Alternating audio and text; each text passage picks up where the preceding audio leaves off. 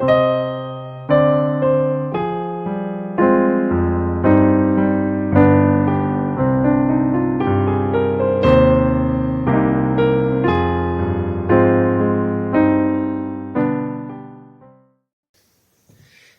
knihy Kristína Rojová v čase.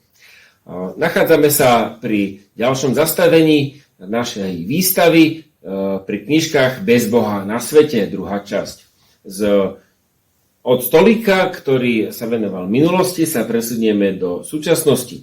Približne od 30. rokov, teda 1930 do súčasnosti. A tak najstaršou z týchto svetových jazykov, v ktorých bola vydaná Kristína Rojová, teda máme tu aj takúto mapu, áno, najstarším z týchto jazykov, ktoré tu máme, je knižka vydaná v maďarčine, Isten nélkül a világban, čiže Bez Boha na svete.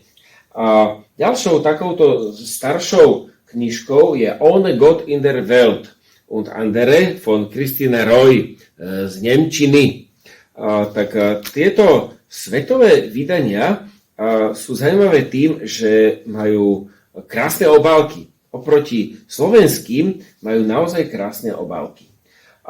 Tak vezmeme si napríklad čínsku, ktorá podobne ako maďarská má na obálke klasického pastiera s ovečkami, Krista, Pána Ježiša a nie Martinka. No, čínska je pre nás veľmi významná a veľmi vzácna. Máme aj originál, ktorý však nie je vystavený v múzeu. A čínština vyzerá pre laika asi takto.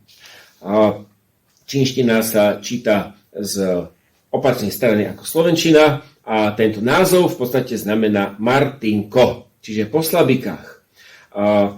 Kristína Rojová a hnutie Modrý kríž podporovali českých misionárov v Číne a rozmýšľali vyslať tam vlastného misionára a týmto sa vlastne dostala knižka Bez Boha na svete do Číny. Čo tu máme?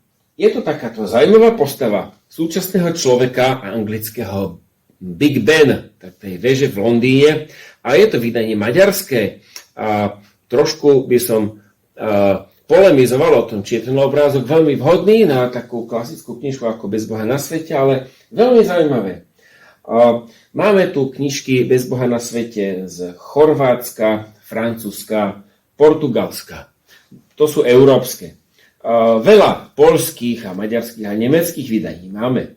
A zaujímavé na portugalskom vydaní je, že bolo vydané v Brazílii. A to je jediné z Južnej Ameriky, ktoré máme k dispozícii. Zaujímavé pre nás sú jazyky azijské, čiže osetský, adigejský a podobne. Sú písané azbukou, ale nie v ruštine. Poviem vám jednu príhodu. Boli tu raz na exkurzii deti zo základnej školy a medzi nimi bol študent ukrajinský chlapec. A tento chlapec sa podujal na to, že prečíta knižku Kristíny Rojovej v adigejštine. Otvoril si a čítal azbuku.